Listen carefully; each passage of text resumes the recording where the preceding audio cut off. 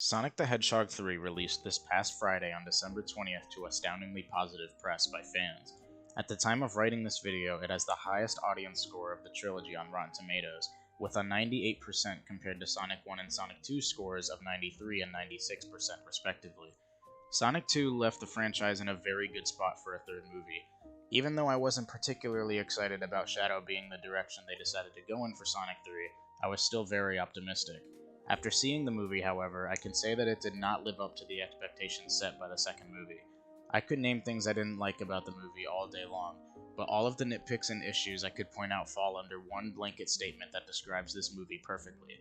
Sonic the Hedgehog 3 doesn't know what kind of movie it's supposed to be.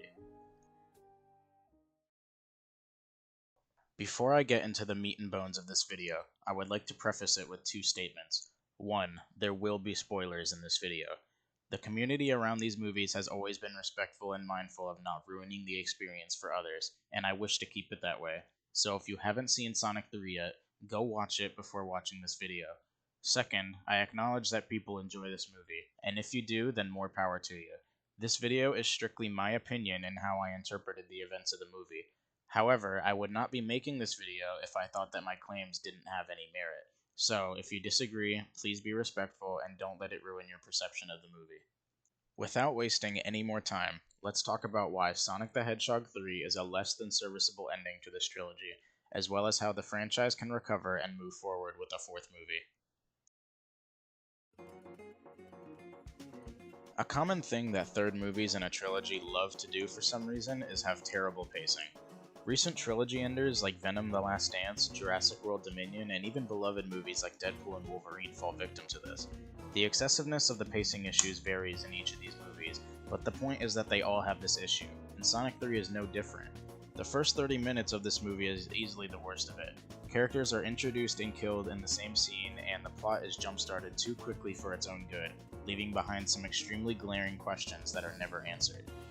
With only a 1 hour and 50-minute runtime, there was too much for the audience to get invested in such a short time. I immediately realized that this movie would have a bit of an identity crisis from the first 10 minutes.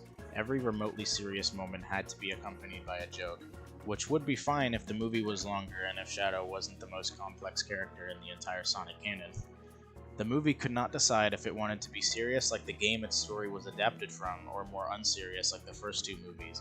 And it made some parts of the movie really difficult to watch, not just because of the constant tone shifting, but also because the majority of the humor was just really bad compared to the first two movies. The shorter runtime combined with a more complete cast than the first two movies made characters like Tails and Knuckles afterthoughts, and left very little room for Sonic to have any development that felt earned and natural. The main cast is in almost the exact same position they were in at the beginning of the movie as they are at the end. The lack of stakes and meaningful world building makes Sonic 3 feel like a filler episode as opposed to a full-length film.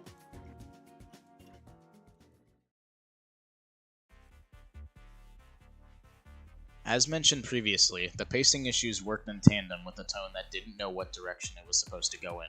Was this movie supposed to more accurately represent an era of Sonic that had no problem telling darker stories, or was it supposed to keep a similar theme to the first two movies where they are simply fun to watch stories? I think the movie attempting to be more serious but being afraid to commit to it fully had a bigger impact on the overall story quality than most people realize. A few examples to support this involves the new characters in the movie, namely Shadow, Maria, Gerald Robotnik, and Captain Walters. All of these characters had their stories drastically changed and dumbed down, leading to some pretty big plot holes and inconsistencies. Captain Walters was killed off and targeted by Shadow despite not even being the one who killed Maria. Shadow wasn't created to find a cure for Maria's sickness, and Gerald never even died in prison. Before I continue with this part of the video, I feel like I have to make a note of just how fucking stupid it was that Gunn just gave Gerald his freedom after 50 years in prison. If you can't do the time, don't do the crime. Okay, time's up.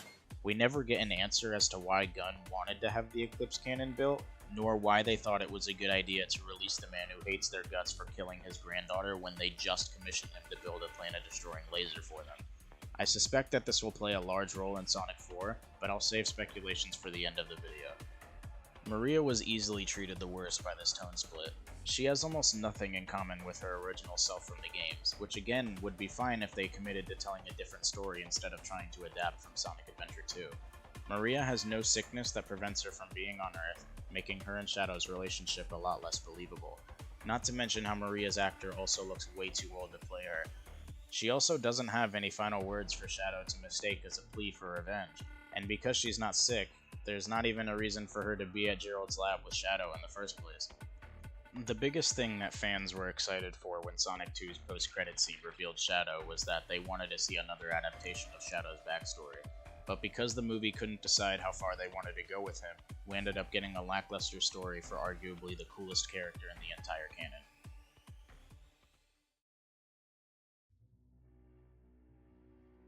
Aside from Jim Carrey as the two Robotniks, Shadow takes the stage with an impressive amount of screen time. He gets multiple flashback scenes combined with some admittedly great action scenes involving Sonic and the ensemble cast. I could compare Shadow's dynamic in Sonic 3 to that of Thanos in Avengers Infinity War, where despite Thanos being the villain, he has the most screen time in a movie that's about stopping him from beating the heroes. Remember when I mentioned that I wasn't happy to see Shadow at the end of Sonic 2? After watching the movie, I can't say I've had a change of heart. For all the aforementioned reasons, Shadow falls flat in this movie for me. His backstory is weak, and I personally don't think Keanu Reeves did a good job voicing him. The main thing that made me apprehensive of him being in the movie when he was teased in Sonic 2 was how they were likely going to tell the same story with Shadow as they did with Knuckles, and they pretty much did exactly that. Shadow was manipulated by the two Eggmen before eventually joining the good guys. They didn't even make up for basically mirroring the plot of the last movie by giving Shadow a good backstory either. Shadow's redemption in the games was brought forth by Maria, Amy, and Rouge. Amy and Rouge being omitted from his story here was a big mistake in my opinion. It forced Maria to pick up all of the slack. Even if Maria's story was better, it still wouldn't have been enough to make Shadow's turn believable. The franchise needed more time to not only introduce more characters, but also to continue the development of Tails, Knuckles, and especially Sonic. After seeing how they handled Shadow's story in Sonic 3, it makes me worried that there won't be any room for a successful fourth installment. We know that Amy Rose and Metal Sonic are finally going to appear and that Shadow is still alive from the post-credit scenes, but Robotnik is gone, and Jim Carrey will likely never play him again, seeing as the next movie is anticipated to be released in the spring of 2027. Eggman not being part of the narrative is something that the franchise has never had to deal with in over 30 years. This combined with the fact that I think they jumped the gun with Shadow too soon for the sake of short-term gains leaves the future of this franchise in an uncertain spot. This realization is what motivated me to make this video in the first place. The idea that Shadow was introduced solely to capitalize on his popularity while still being too afraid to give him a proper story that does him justice makes me have more contempt than appreciation for this movie.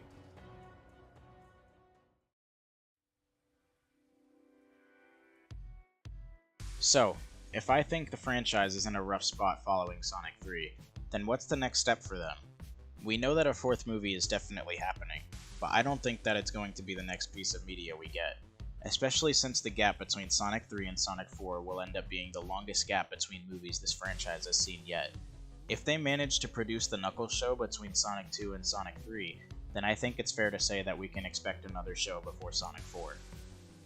As to what will the show be about, I can only hope it will be about Shadow so that they can repair and make sense of what's left of his story, as well as set up a villain for Sonic 4.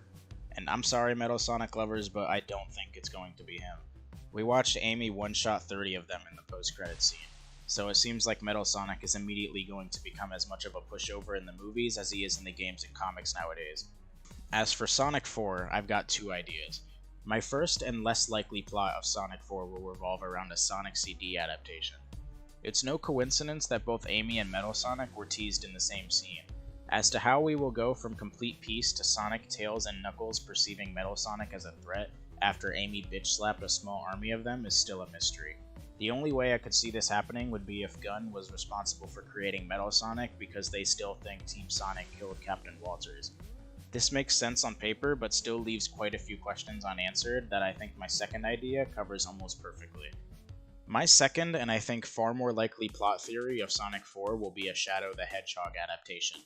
It's the next big game besides Sonic Heroes after Sonic Adventure 2, which Sonic 3 is clearly inspired by, and it has more evidence pointing towards it than a Sonic CD adaptation. Firstly, it was stated that Shadow arrived on Earth from a meteor, which was likely sent down by Black Doom. similar to the meteors that contain the black arms in Shadow the Hedgehog. Secondly, we still don't know why Gunn felt it was necessary to let Gerald walk free in favor of creating a planet-killing superweapon. A plot point in the movie is that Team Sonic is skeptical of Gunn, so it's fair to assume that they know more about Shadow's origins than the movie would imply. I'm predicting that they created the Eclipse Cannon to defend against whatever sent Shadow to Earth. Since the Eclipse Cannon was destroyed and created a massive chaos energy explosion in space, I bet that explosion lures Black Doom to Earth since he knows what the power of his own creations looks like. This will lead to a similar intro to Sonic 2, where Amy takes the place of Tails, coming to Earth to warn Team Sonic about Black Doom like how Tails warned Sonic about Knuckles. Lastly, this version of Sonic 4 will give us more insight into Shadow, which is obviously an excuse for the movie makers to get more money out of him, but also to hopefully give him a story that makes sense. My favorite thing about Sonic 2 was how they seamlessly made Sonic and Knuckles' stories connect to one another. Shadow is desperately missing that with Sonic or potentially even Amy. Shadow's story is one that unfolds across multiple games, starting with Sonic Adventure 2, then Sonic Heroes, Shadow the Hedgehog, and Sonic 06. So even though his debut in Sonic 3 is pretty weak, it's still likely that they're not going to sideline him like Tails and Knuckles. The one bad thing about this version of Sonic 4 is that it doesn't leave room for Metal Sonic. Aside from him potentially being created by Gunn for the aforementioned reason in my first plot theory, I don't know what his purpose could be. Showing multiple Metal Sonics getting destroyed immediately by Amy of all characters really doesn't make me excited for him in Sonic 4. Overall, Sonic 3 is an okay ending to the trilogy, but for more dedicated fans, there are too many noticeable things stopping it from being great. Some of which I didn't even talk about in favor of sounding too ranty or nitpicky. Granted, my views of the movie now can absolutely change when Sonic 4 or a potential Shadow show comes out that hopefully gives clarity on a lot of the unanswered questions. But questions like these should be addressed in the third movie of a trilogy, not brought up. I hope everyone enjoyed this Sonic Movie 3 video. It's my first and likely last time making a video like this, at least for a while. I've been wanting to put a video like this together, but I just needed a topic I felt strongly enough about to motivate me to do it. You can disagree with my opinions and points on the movie, but please keep it civil in the comments. Like I said before, I didn't address everything that I found problematic, so I would love to hear the opinions of those who agree or disagree with me. Until then, thank you for watching, and have a great day.